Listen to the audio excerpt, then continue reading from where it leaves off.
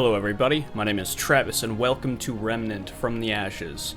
This is a game very reminiscent of Dark Souls. I wouldn't exactly call it very Dark Souls-esque or a Souls-like game. It plays in somewhat of a similar manner, but it has enough of a difference that I don't think that would be doing it justice by calling it that. So the story is very, very mysterious. I really don't know too much about the story itself. You are a nameless character, and you are headed to an island of some kind to stop the apocalypse, but so have many before you. And if you fail, they will send someone else. So you are basically just one cog in the wheel of trying to stop whatever's happening here. Now, what is happening here is that there are monsters called the Root, which are tree-based monsters. They are made of wood. They're twisted. They can use guns. They can slash at you. There's giant ones. There's little ones. There's all kinds. And their main purpose is to destroy humanity. And, yeah. And they succeeded. Except, they did not rely on mankind's ability to travel between alternate dimensions, which is what we are doing right now. As you can see, you look around, it looks like the vestiges of old civilizations. But this is not our world. This is a totally different world which was attacked by the same kind, which apparently they cured their infection of the Root by nuclear bombing the shit out of everything.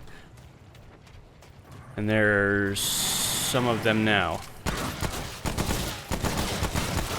So this game relies primarily on firearm combat rather than melee combat like Dark Souls. And it might seem weird at first, but it's actually really smooth and fluid. In fact, I like this game's control scheme as well, because it's not convoluted like Dark Souls, where you absolutely must have a controller in order to play. Playing on mouse and keyboard is totally fine. In fact, the whole reason I started playing this game was based off of my friends over at Mayle Time, whose channel you can check out down below in the comments. I got this recommended to me by them. Well, not recommended to me personally, but there we go, first death. I saw it in a video of theirs, and I'd passed by the game several times, and I just thought it was really interesting, so I wanted to play it. And here we are. Yeah, it didn't look anything like I thought or assumed the game would look. I kind of at first didn't really like the idea, but then after seeing gameplay and hearing them describe it as like Resident Evil mixed with Dark Souls, I was like, okay, you know what, that sounds pretty interesting, I'll give it a try. What's the worst that can happen? I don't like it and I refund it. 2 hours in, I said, what the heck, I'll keep it, why not? And the nice thing about this is that it's kind of in the same format as Dark Souls 2, but there's still exploration to do. There are still side quests to do. So it's still got a fun experience for you. You can still have an adventure with it, not just some linear... Nice. Thank you. No! What the hell is that? Oh, please don't! Okay.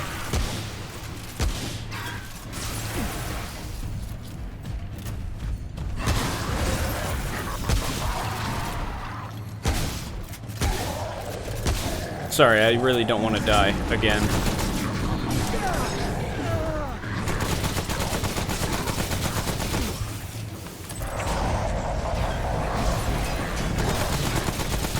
Just keep moving and shooting, and there we go. Everything's perfect. Oh, and he dropped something too. That's another part of this game is I haven't encountered many weapons so far, and you choose a starting class when you first start the game. There are 3 different classes, and they're typically what you would expect. They're the heavy hitter, got your up-close combat, your long-distance combat, and your mid-range combat. I chose mid-range combat because I personally don't like to be that up and close, even though I seem to always be in that position, ironically.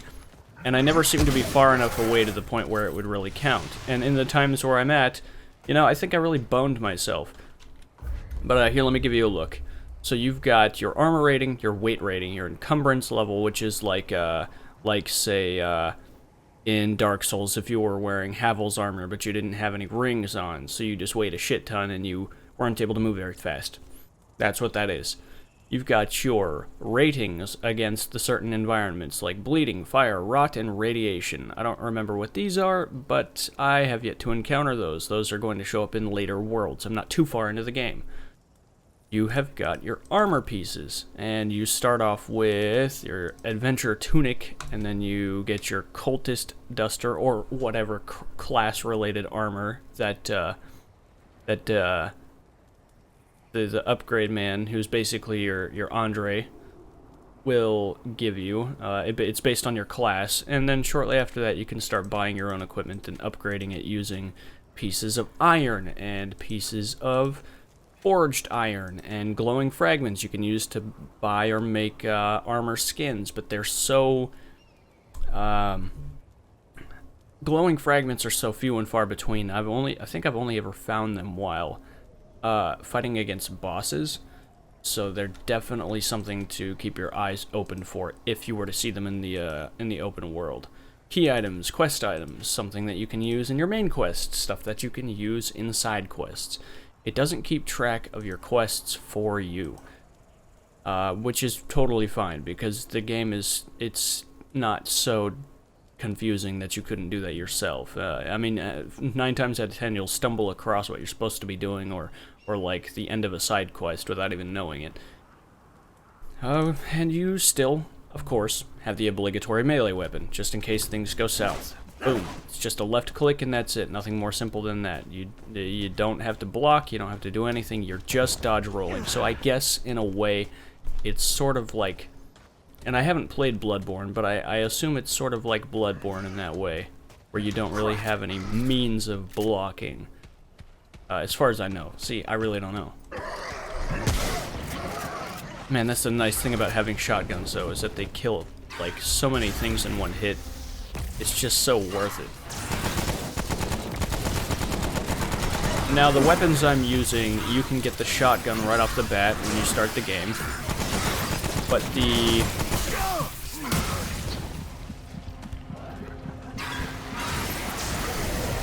Oh! Fuck. God damn it.